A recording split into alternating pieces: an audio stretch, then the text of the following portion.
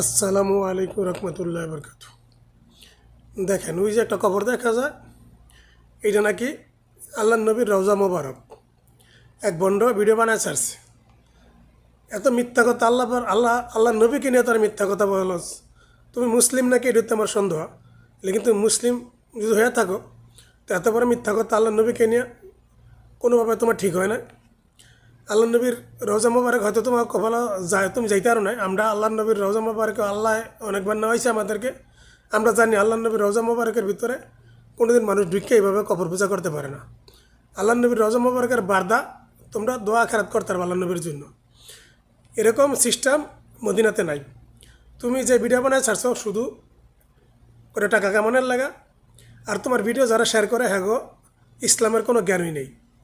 এই জন্য যারা মিথ্যা কথা কয়ে আল্লাহ নবীকে নিয়ে মিথ্যা কথা বলে হ্যাঁ যেন আল্লাহ হেদায়েত করে।